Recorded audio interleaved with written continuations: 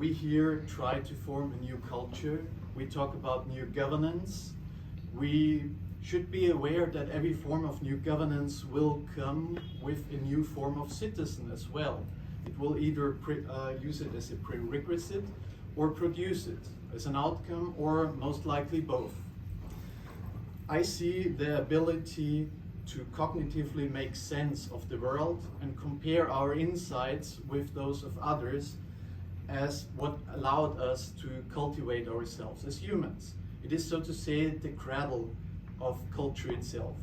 Both abilities can be refined and fortified, and we do not know the limits to that.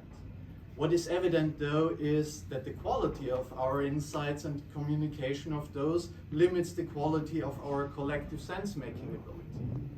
In order to increase our ability of collective sense-making, a qualitative ability, we should hold ourselves accountable to high standards of exchanging and making insights. Governance is a tool to coordinate individuals over collective decision-making, most typically between the state and the citizen, but it's imaginable in other cases as well. One good example of a cultural development that reached the governmental sphere is democracy. Democracy wasn't always the case in the evolution of humanity. But now we have it, and now it's very hard to argue away, because we fulfilled the prerequisites like literacy and a culture of active involvement in decision making. And with that, there was a new self-understanding of what it means to be a citizen. It was something completely different in a monarchy or in a tribe. It has become a widely accepted fact, though, that something like democratic elements need to be actively defended on an ongoing basis, because there usually is no shortage of promising incentives for individual actors, groups, ideas, or institutions to disintegrate democratic or legislative processes or collective decision-making or sense-making as a whole in favor of their own interests. So, can we ask the question, what does it take to outbalance these asymmetries to avoid such an arms race against the quality of insights in the discourse? What does it take to form and to govern a new culture, bottom up, in our digital times, in our globalized world, in our post-truth era of bandwidth shortage and information overload? The post-truth era has demonstrated how a culture no longer rooted in truthfulness is doomed to slide down an incorrectable course, and we don't know where that will lead. That could lead to polarization, like we see in some countries with democratic systems. That could lead to dictatorships, but it won't lead to a better model of collective decision-making, most likely where the individual's qualities are added to. The known ways are always aimed for mass compatibility, and over time this aim filtered against the intellectual autonomy of the individual in favor of the collective being able to perform as a collective. And there is some legitimization in that as well, don't get me wrong. This, however, often has to happen due to the bandwidth versus complexity problem and the incentives to instrumentalize exactly these problems. So how can we do it better with our different circumstances, with different scales, with different standards of cognitive ability in a group, with different standards of quality of exchange and discourse, and without the burden of having to find a final solution for the whole world? First of all, we need to be able to stand our ground in the cognitive sphere. In this sphere, it is decided if an idea is a tool or an ideology or something else.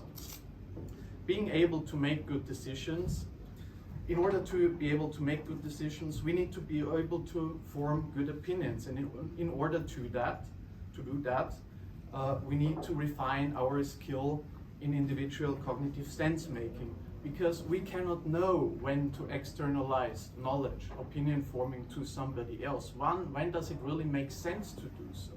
That's a question that has to be answered in the human mind on layer 1. Another implication of this is the development with AI. We all use ChatGPT. It is so simple to outsource knowledge, to outsource findings, to outsource resources just to the machine.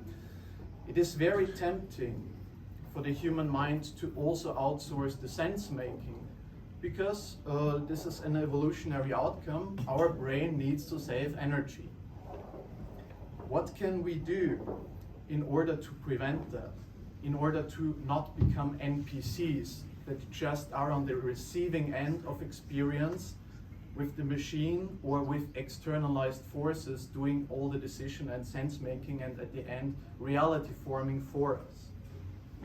Many attempts of sense making, or the word collective sense making, are sold as a level 1.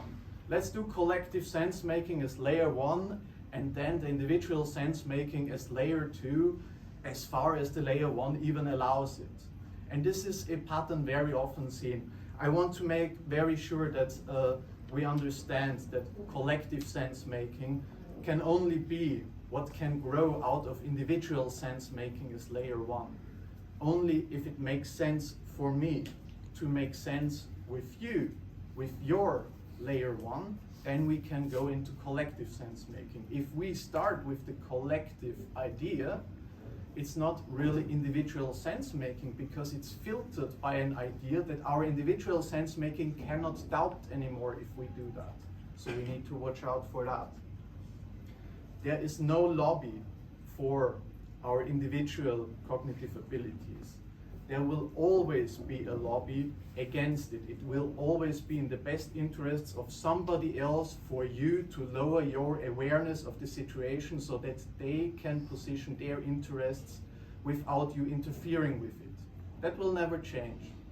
So if we want to uphold a culture of curiosity and not want to become a culture of groupthink, where answers to acceptable questions are derived from whatever dogmas or paradigms the group allows, we need to watch out for exactly this cognitive sovereignty.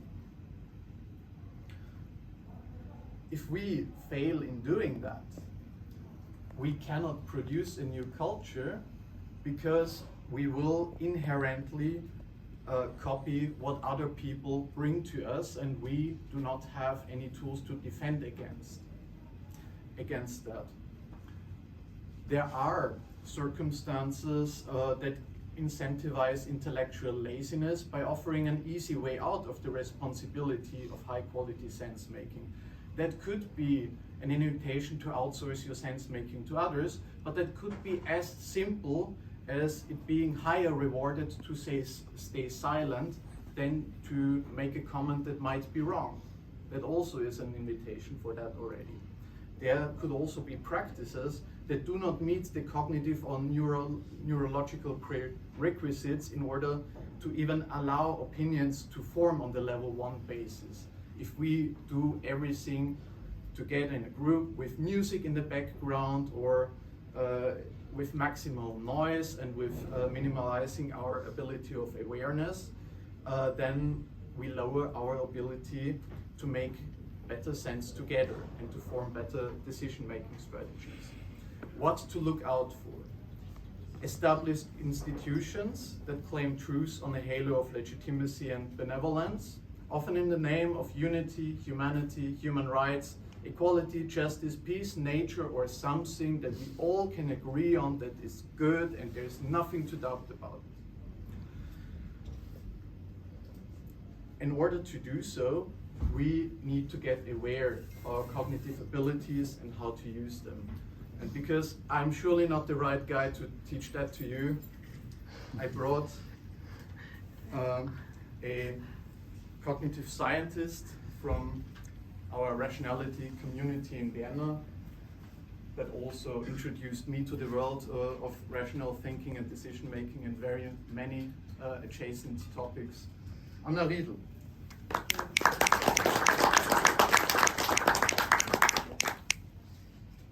So if we were a paper together, then you would be the abstract.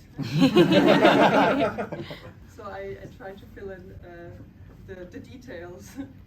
Okay, as Burns has already explained, the topic today is about cognitive sovereignty and taking epistemic responsibility in the meta-crisis. So to start it off, there's this fantastic book called The Systems Bible. Has anyone heard of it? Okay, you should all read this book, it's amazing. It basically it has one main axiom. I will have a resource slide later, so don't worry. It has one main axiom, which is, okay, humans have problems, so they build systems to solve the problems. Now they have two problems. And they describe in all the details the typical ways in which human systems fail. So really, you will all love it, it's super relevant. So systems show unexpected behavior, and most systems fail and develop goals of their own. So it's very important to keep in mind. And precisely of that, we know that many governance systems can actually fail catastrophically. When we also look into history, some of the worst things that have been done by governments for various reasons of failure, of catastrophic failure. So we want to establish the bottom-up axiom of individual conduct that stands against these dangers of those failures, and that is cognitive sovereignty. The main idea here is imagine a scissor that constrains the problem space in two directions. So one is one is top down. So the context, but also the meta system that is created, and just the framework that you have to operate in. This is what all the people that try to actually do mechanism design here and so forth try to do, to actually create some system of governance. But there's also the bottom up, which is the individual cognition. That any individual here has to apply. And the whole concept is inspired by Herbert Simon's scissors analogy from Bounded Rationality, where he talks about the double boundedness of human cognition, both by the task environment, but also by the inherent constraints on information processing. And this talk focuses on the bottom-up side of things, and we will just establish some axioms that are necessary here. While many other people, I think most of the other speakers focus more on actually creating the top-down systems. So let's dive right in. Cognitive sovereignty or epistemic responsibility. I think there's like an Urban Dictionary term that you might have heard. It's called based. It means multiple things, but what I want to get at is the idea that you recognize someone as being themselves and authentic and standing their own ground, like being integrated and based in their position that they have. I think this is completely valid in this context. It is also funny, but it's primarily just actually true. So the first idea to introduce here in that context is the idea of truth and truthfulness. So that are two of the main ideals we have to hold ourselves towards. And truth, of course, means the conception I have of reality. And what does a good conception of reality help me to do? It helps me to reach my goals in the world, to realize whatever is good for me. But there's a significant asymmetry, because when I'm wrong in how I construe my reality, I can again catastrophically fail, up to just straightforwardly die if I misestimate some kind of property that will kill me, right? And then the other property here, or the other part, is truthfulness, which is the alignment between, well, my words and what I actually think about reality. Why does this matter? So here's this, especially in relation to governance. There's this amazing quote by Hannah Arendt that's saying, the ideal subject of totalitarian rule is not the convinced Nazi or the convinced communist, but people for whom the distinction between fact and fiction and the reality of experience, and the distinction between the true and the false no longer exists. So that's why truth matters.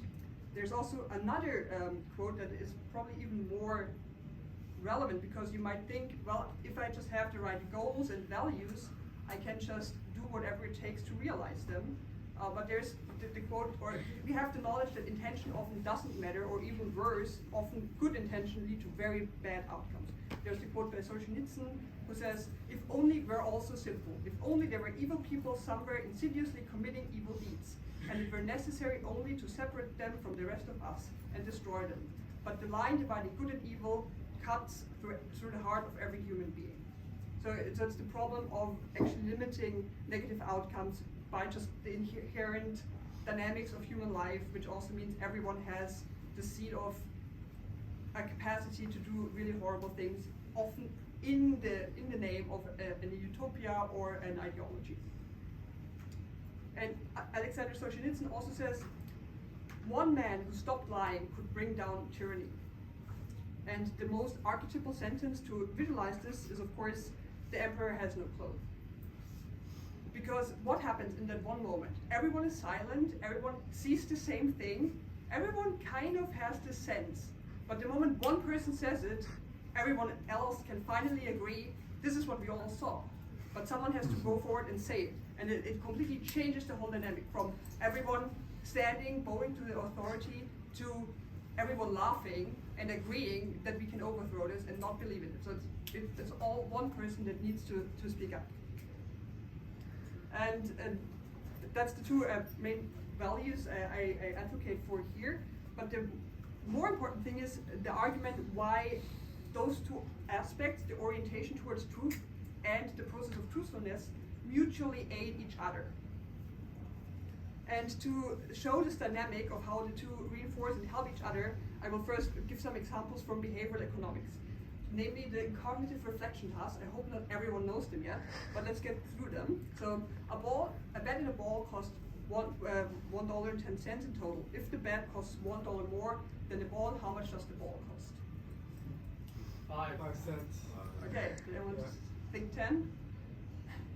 Okay, well, let's just continue. Okay, if it takes 5 machines 5 minutes to make 5 widgets, how long would it take 100 machines to make 5 widgets? 5. In a lake, there's a patch of lily pads. The patch doubles in size every day. If it takes 48 days for the patch to cover the entire lake, how long does it take for the patch to cover half the lake? 47. Good one, but 47, precisely. So what is happening here? And we know very precisely what is happening here in basically most minds, which is you have two systems in your mind. One is system one that has an automatic response, very like trained from experience, very ingrained in perception, that just like shouts up things out without effort. And then there's the more effortful system two processes that can override system one responses. And all of this is from Daniel Kahneman and Arnold Tversky's research that you can find in Thinking Fast and Slow. So those two processes are betted against each other. And if you look at the process, it means there is an autonomous mind that makes an immediate suggestion. Now the reflective mind has to decouple, inhibit the response, and first think, does this make sense? And then a more effortful process of the algorithmic mind can set in when I notice that the system one doesn't make sense to override the response. So in temporal order, I have an initial response just from my fast system, which I need to just, survive in daily life. Then I have a system that notices that maybe something is wrong with the response. Then I also have an inhibitory system that makes me not blurt out the wrong response. And then I have a system that can calculate the correct response and override the system one response. And what is also very important here is that the algorithmic mind needs to have certain software. If you have not learned mathematics, then you cannot do a problem about probability theory because you just don't have the cultural knowledge. So it's both process related, but it's also knowledge related. And when we talk about truthfulness and truth, there is this book called Focusing that suggests that this is extremely related. And Gendlin here suggests that when we produce words, or let's start with the experience. When I experience a situation, I can bring forth some words to describe them. But then I can hold the words and contemplate, does this actually feel right? Does the description of what I'm saying right now actually feel right? And often I have a felt sense, no, this wording is actually not correct. And then I can, again, before I actually say what I thought first, already reiterate and refine it to actually match what I actually feel. And a lot of my knowledge is actually embodied. So I will say, I will catch myself say a sentence of like, after, oh, this was not correct, and you can feel it in your body. And to integrate this embodied knowledge into what you're saying, you have exactly this process of actively feeling the difference between what you say and what you know to be true. And the whole process we can conceptualize as a process of integrity, because this process means that often I already have knowledge that is not yet integrated in my current understanding, right? So, for example, if I say, oh yeah, why don't we just jump off the cliff to continue our walk down there? They're like, oh yeah, actually I do know something about gravity. I don't think this would go well, right? So I can already simulate one simple idea I have to actually refine it and then integrate other information I have about the situation while I formulate the thing. So I have an internal dialogue to both formulate the words, but by formulating the words, also actually understanding my own truth and actually bringing forth what I actually believe. There's also this fantastic Litany of Gendlin that's very famous on Less Wrong, which is, what is true is already so. Owning up to it doesn't make it worse. Not being open about it doesn't make it go away. And because it's true, it is what is there to be interacted with. Anything untrue isn't there to be lived. People can stand what is true, for they are already enduring it. Which is like a little prayer of striving towards truthfulness, or actually the truth. So that was the main part about truth and truthfulness.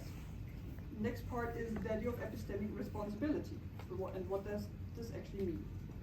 And there's a book, or multiple essays by Clifford about the ethics of belief, and he tells the story of a ship owner who knows, okay, the ship isn't like perfectly like instantiated anymore, like there's some things loose, but it's kind of okay. And now he has to decide whether he lets a big group of people ship around the drive around the world with it, and he's like, yeah, okay, it would be really annoying to now spend a lot of money repairing it. It will be fine, right? It will be fine. And he asks the question, now those people set off with the ship and they all drown because the ship was not fine. Is the ship owner responsible? And Clifford says, yes, he is, because he had perfectly fine reasons to think that it was not fine to take a ship, but instead of actually reasoning from what he knew, he was pushing down his doubts to come to the conclusion that just served what he'd prefer for himself to do, which is, I don't want to repair or spend money towards the ship. And this is the idea of, if we don't set our beliefs straight, it's not just bad for ourselves that we cannot reach our goals, but if we spread those beliefs or also interact with those beliefs with the world, we can actually harm others. So there's an ethics in striving for accurate beliefs. As Clifford says himself, to sum up, it is wrong always, everywhere, and for anyone to believe anything upon insufficient evidence. If a man holding a belief which he thought in childhood or persuaded of afterwards keeps down and pushes away any doubts which arise about it in his mind, purposely avoids the reading of books and the company of men that call into question or discuss it, and regards as impious those questions which cannot easily be asked without disturbing it. The life of that man is one long sin against mankind. So basically there's a sin in keeping up beliefs that you actually know in your heart to not be true. And the main point here is there is no such thing as private belief, because what you believe about the world will determine how you act in the world, and it will also leak out in what you say to other people and what you therefore will make other people do. I think Elise's suggestion is, or example is, if you tell someone, oh yeah, I totally think that this magical chakra water will cure your cancer, you are actively taking away the chance of them to actually seek out treatment that will actually help. So there is harm in spreading false beliefs, and therefore there's an ethical responsibility to, well, be in accordance to the highest knowledge that you often already have and feel deep in your gut. What comes with this is also the idea that you have to, of course, hold others responsible to their beliefs as well, which usually just means that when someone says something you really disagree with, you can say that you disagree with it, so they can revise their beliefs. But it also means that if they repeatedly, well, spread, for example, falsehoods, that you will remember it, accordingly take them for, like, in the future, take their opinions for less valid because you can determine their cognitive abilities or integrity and so forth. And also you will accordingly talk about them to others. You can say, oh yeah, this person said that, but I do not believe their opinions because I have observed this in the past. So it means that you are also responsible for, that you can never just defer to other people just because they've said something, but you have to fully ground in yourself what you think about the other person's capabilities and accordingly about what they say. So all your judgment of external authority has to be grounded in your own estimations, given your current knowledge that you continuously try to improve. And there's also the idea of, we have an information ecology, where there's multiple people contributing to what we believe collectively, and the information ecology is some kind of epistemic commons, so it can get polluted in the name of goals that people want to reach. There's many reasons to spread falsehoods, for personal gains, and so forth. And more important than people that are just lying is the idea of bullshit. And the difference between a liar versus a bullshitter is that the liar knows the truth and decides against speaking it, and the bullshitter has a general attitude of simply not valuing the truth, right? It's just like doing PR speak and just using buzzwords, and the whole speech is only designed to create a certain impression of themselves and to reach certain goals. It is completely ungrounded in truth. So it is even worse than liars, because liars at least have some kind of coherence with truth, while bullshitters are both unable to think. Often they have to convince themselves of what they're talking about, but they also really pollute the information ecology. So if you think someone is bullshitting a lot, at least for yourself, make a mental mark to at least not listen to them, or at least afterwards not to take it seriously. Now the problem is, of course, okay, I should judge others in their judgment, but what do I even know? I basically know nothing. I have a huge problem of ignorance about basically anything. So what should I do about this? Do I have to be omniscient? And the answer is simply no. You just have to be epistemically humble. So a man can't learn what he thinks he already knows. It's just important to really continuously estimate how much you know and where your limitations are, which actually the more you know, the better you are at usually understanding how little you know. And then the first principle is that you must not fool yourself, and you're the easiest person to fool. And now, he who knows best knows how little he knows, and it ain't what you don't know that gets you into trouble, it's what you know for sure that just ain't so, which is often used in, like, for example, the financial crisis of 2008, to just show how everyone was, well, very certain that the housing bubble, the housing market was not a bubble. Exactly. So the liberation here is simply, no, we are all ignorant. That's basically the human condition. We are surfing the radical uncertainty of life. We have to deal with the fact that we don't know anything about most things. We just have very limited knowledge. So only the degree of ignorance changes over our lifetime. And the answer to that is we need epistemic humility, which simply means, well, try to have measured speech. When you say, I think this, just imply, well, it's just a guess based on this one book I've read, or just one person randomly told me. That's where the belief comes from. So basically just give some kind of calibration of how much you are actually confident in your own beliefs. Which I think is also what prediction markets do. You have a kind of an estimate of of what you're doing. Do you want to stand up and show your t-shirt? I don't know how many people will recognize Robin Hansen, but you got this at Manifest recently.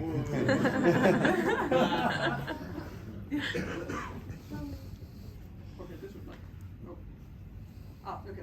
Exactly. And through this process of multiple people that are all ignorant in different ways, we mutually afford insight. It means together, by having dialogue with our limited understanding of the world, we can together integrate our best truthful representation of our beliefs and by that process come to a more complex understanding of reality, which is an idea brought forward by John Vervaeke. So in that context, let's talk about insight, because that's the term I just used. And there's a very famous example of the 9-dot problem as the archetypal insight problem.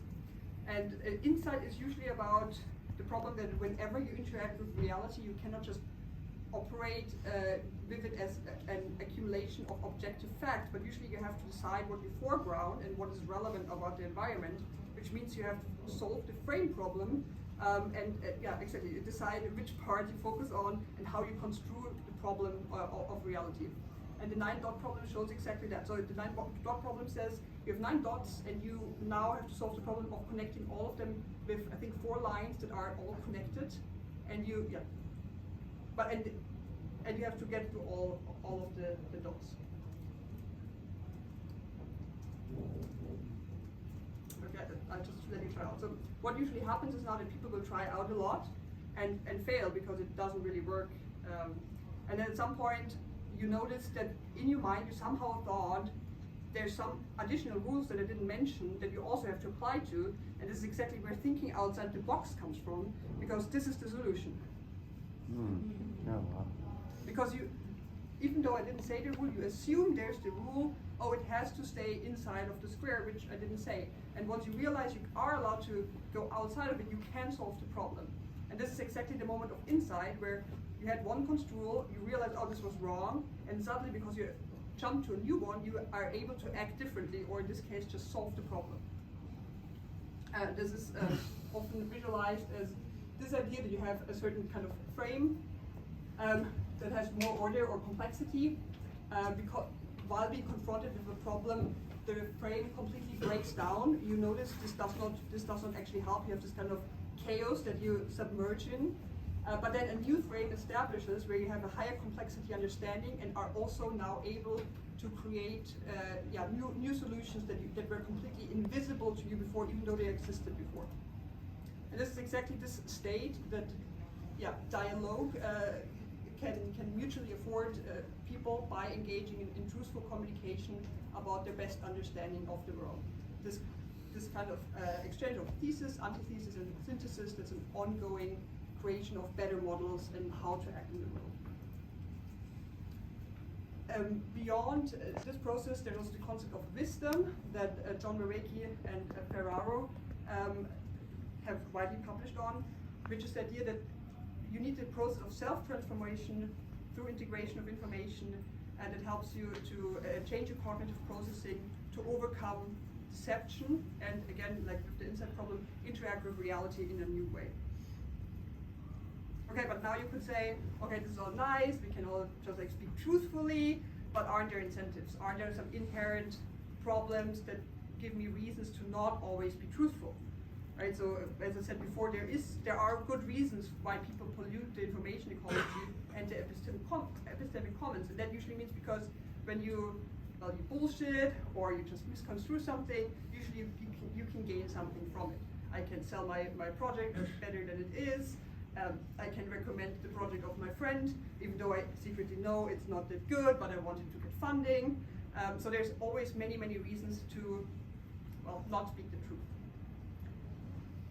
And there's 3 stances that you can take towards this, which is A, the stance of game denial.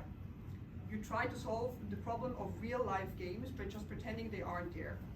And the problem is, you of course are embedded in real games, or real strategic situations where many processes are zero-sum games, and you cannot just pretend they aren't there to make them go away. A typical way of game denial is to, for example, say, oh, but everyone could just live in the best places in the city, right? No, we know there's just some people can live in the best places. It's inherently unequal distributed. You cannot just, oh no, if we just all believe this to be possible, the game isn't actually there. Similarly, like mating dynamics, or just saying, oh yeah, my side is just inherently correct and the other side is evil, and not actually understanding that, well, there is the process going on. So all of this is this game denial. And the problem of game denial is that usually when you push away actual game dynamics and zero-sum dynamics, they re-emerge somewhere where it's even worse, which is the typical arguments against communism, where a lot of the dynamics of real life games re-emerges in social implicit hierarchies and corruption and so forth. What you can alternatively do is, okay, well, there are games, let's just take them serious and just play them in the most straightforward manner, which is that you have game acceptance. That's also typical associated with a more conservative stance towards life, which is I will just only try to make the most money in this job that is not actually aligned with my other goals.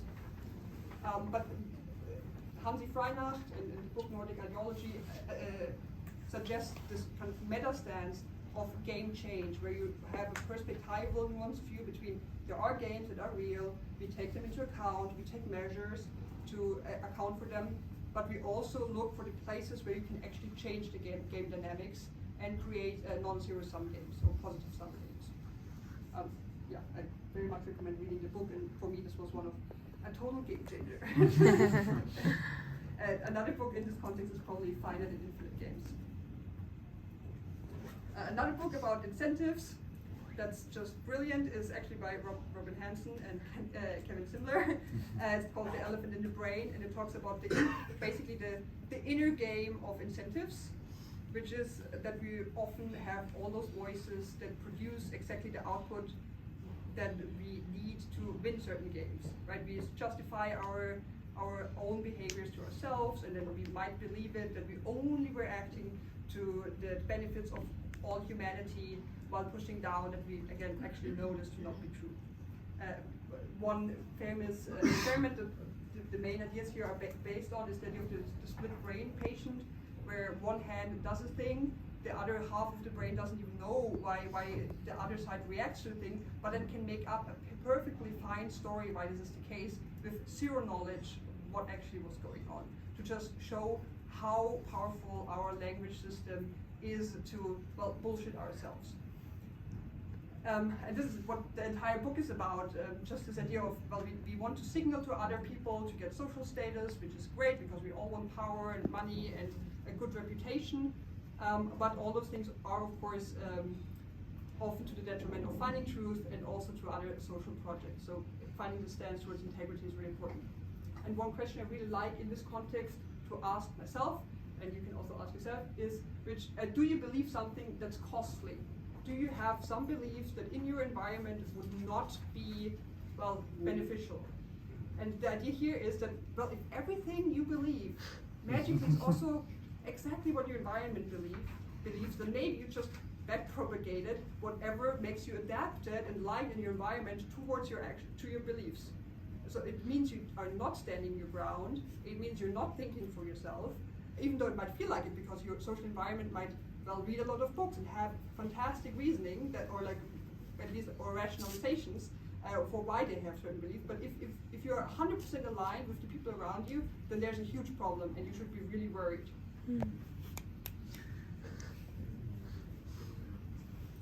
So that was the main part about cognitive sovereignty, why it matters and how to approach it. So I want to quickly mention the other term here called in the meta crisis. So many of the concepts I used here are from the liminal web or the meta tribe or a certain space in the internet where meta theorists, system poets, and sense makers try to think about exactly this problem, how we can fit our human culture and sense making to address all the problems in the world that somehow we culturally seem to really not be able to manage. So it's the idea of how do we have to make up our minds so that we are becoming capable to actually solve those problems. And there's many fantastic names in there. I recommend basically everyone from Metamodernism, Hansi Freinacht, to Jim Rudd, The Stoa, Rebel Wisdom, The Merge Podcast, Voices with a Reiki, The Conciliant Project, and many others, Perspectiva. It also increased, so this is the updated representation by Joe Lightfoot, which is from 2023, with even more projects. And I just want to mention it, I will not go into too much detail, but just want to mention that many of those ideas are out of the space, and it really suggests exactly the problem of, well, we seem to not be able to address our problems, and somehow this seems to also have to do something with our culture, and accordingly with how we think, and this is what those people try to address. One person I also want to mention is David Chapman, who suggested or wrote extensively about the idea of meta-rationality, which saves the idea of truth from bullshitters and relativists by explaining that truth is a kind of a pragmatic thing that also is not just positivist or propositional, but depends on context and goals. So the central question here is there water in the refrigerator? And well, now you have the problem because it depends, because in the refrigerator there's only an eggplant. So is there water in the refrigerator?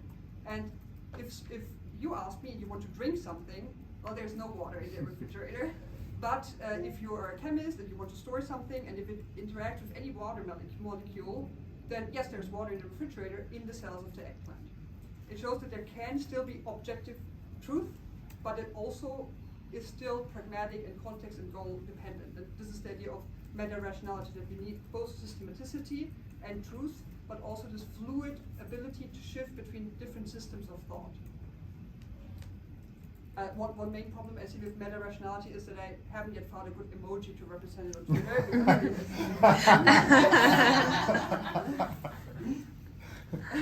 That was the main content, so now I'm just mentioning further resources, so you can read up on all of this yourself.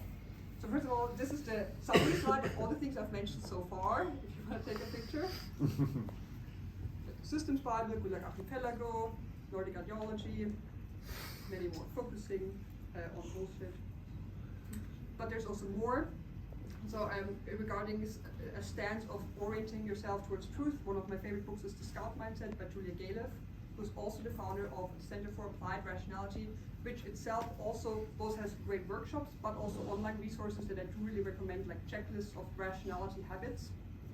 Then there's a very recent book by Steven Pinker called Rationality, where he really makes a good overall summary about the whole field and the problem of rationality that I mostly cannot disagree with at all, so I think it's very excellent. And then regarding insight, I recommend the book by Gary Klein called Seeing What Others Don't, and it's about the naturalistic decision-making framework and how, knowledge, seeing things in the world, being able to act in the world, and insight are all connected, and basically push down back to perception, because often you literally see what others don't, because what you see in the world is related to what you know. Very simple, like if you're a dancer and you see someone dance, you can exactly point out what they did wrong, while the other person might think, oh no, it's great, right? So you do actually perceive reality differently given who you are and what you know. And you can also therefore have different insights, which is exactly why we have to have dialogue, because we do not all know the same things, we do not all have the same perspective and knowledge. Then the future thinkers have actually a course in personal evolution about cultivating sovereignty. I have not taken it, but from what I have heard in their podcast, it seems to be very, very based. And also notice how I did exactly the measured speech. I told you I haven't taken it, but I recommend it nevertheless. This is exactly what I mean with measured speech in bringing forth your truthful opinion about things. Then one person you cannot miss out on is Daniel Schmachtenberger, who at least popularized ideas like information ecology, rivalrous dynamics that pollute the information ecology, and all the ideas of sense making and the problems of the meta crisis, and so forth. One other thing he talked about is the idea of conceptualizing the current world as game A that has certain problems, and we are basically striving for game B. There's the whole game B movement that thinks about what are the processes that can solve some of the problems we are currently facing as an alternative to the problems. And the Consilience Project has many wonderful articles that talk a lot about how to make sense out of things. For example, they have this great list of good faith communication versus bad faith communication, which, well, if you have someone online definitely having bad faith communication, you can just send them the link, and that's really quite handy. Another person I've mentioned multiple times and built on again and again in this presentation is John Ravecki. I really like the 5 parts he has on the Jim Rutt Show, because he also has a long YouTube series with over 50 episodes called Awakening from the Meaning Crisis. But I think if you don't want to immediately commit to all of this, then just listening to the 5 episodes on Jim Rutt Show is a very good start to his line of thinking, where he talks especially a lot about social technologies, where he really characterizes how many of the things we do in daily life are not just like banalities, but actually have to be understood as some kind of technology that can also be advanced and where we can actually have progress. So I think his thinking is really powerful to construct everything so that you can also solve problems better in the world. Again, here's the map of the meta crisis and sense makers. And in this context, I want to say all my thinking is based on all the thinkers that were before me. So I just want to thank to all the people that helped me to make sense in the world. It has been an amazing journey where I would love to list everyone, but I'm just incapable. And related here is of course, the sentence: "If I have seen further, it is by standing on the shoulders of giants." And I propose here to try to stand on each other's shoulders. That's what we want to create here with a new culture. That was the presentation.